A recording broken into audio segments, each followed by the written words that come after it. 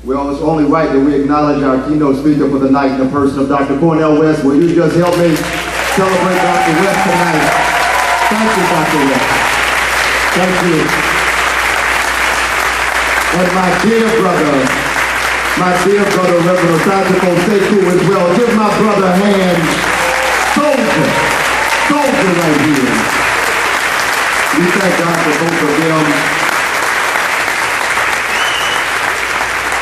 Thank God for both of them. A dynamic duo indeed, and we're appreciative of their presence. Let's move quickly then. I'm going to ask at this time if I dubbed her the Poet Laureate of the Pleasant Hope Baptist Church, and she outgrew Pleasant Hope. Now she's going everywhere all over the nation.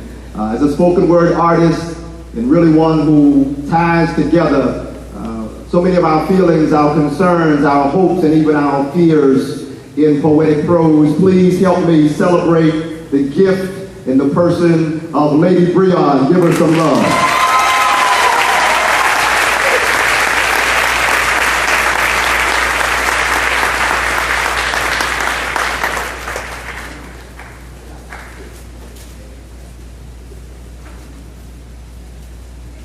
See, there's no justice when it's just us. Sprawled like lettuce, crucified like a romaine, but we remain like empty dishes. They dish death sentences. In our lives, period, no question mark. Our lives are targeted, marked like stuffed tennis shoes. Man, we need New Balance, because we off balance. Balance being slanted. Justice system jaded, been steadily climbing the mountain, still can't say that we made it to the promised land. King said he wanted us hand in hand with our white counterparts. We sat in at lunch counters attempting to be a part of the in crowd. But there's division within our own crowds. See, it's ironic. Hashtag Black Lives Matter was created by 3 black women, but only seems to be used when a black man dies. Outcries for black boy bloodshed. Wonder when our movements will shed their patriarchy and get in bed with equality.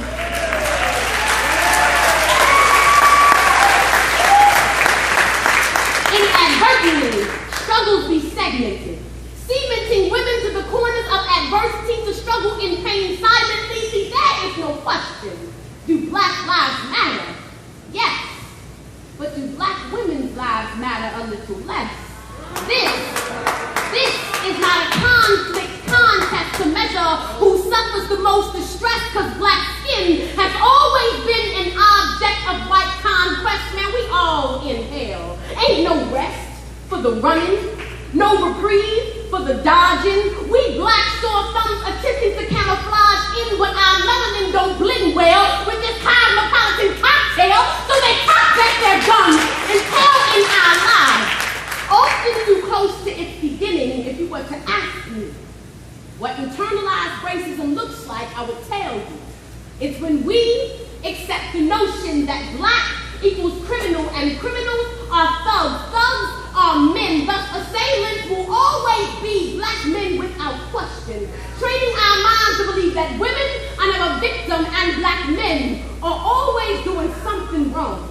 Always in a place they don't belong, like in this country. Relegating women to the back of our minds, a foreign land like that of another country. But what about Yvette Smith, Ayanna Stanley Jones, Tarika Wilson, Rakia Boyd? The list is long and plenty, but we make very little noise about their brutality to further the irony. The women who created hashtag Black Lives Matter were also queer. So one time for the LGBT brutality.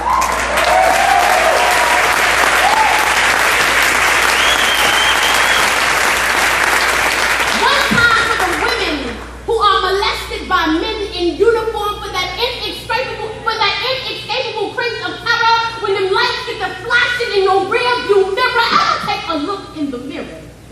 Maybe we won't stand for same gender lovers because we don't want to deal with our own homophobia. Maybe we won't stand for trans because we ain't willing to transform the core values holding us together or rather apart. Ain't willing to stand for women because you're probably the thing that's holding us down to start.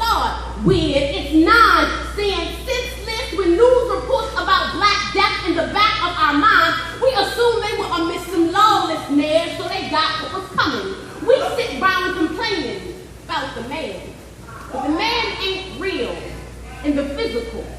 But the man is metaphorical, meaning an arrangement of infrastructures, organizations, institutions designed to uphold capitalistic anti-black notions. But it's a mystery who pulls the strings such an illusion. Yet in a patriarchal society, his gender was conclusive. No need to dispute it, how electrocuted it's been proven. There are policies designed to disenfranchise the franchise of your cultural change. Curriculums designed to erase you. Designed to assimilate you into post-racial. Legislation designed to redline the district of your mind so you believe that right is inherently better. But don't you know that a system set up to reconstruct your material condition, the hoods and the ghettos and the cities that we live in ain't by coincidence. This is the black experience around the world.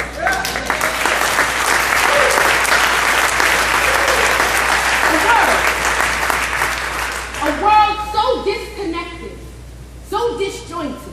So many ain't willing to hope for change because they don't feel they can affect it.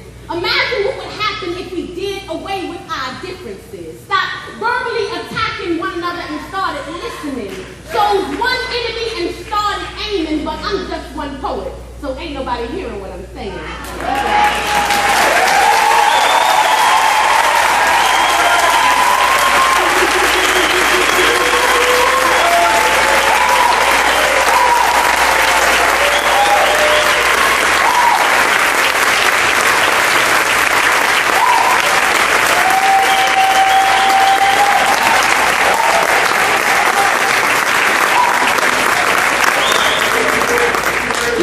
Wait a minute. What's your website, Lady Brion? LadyBrion.com. LadyBrion.com. Find this sister, the soul of Baltimore. Lady Brion, one more time, y'all.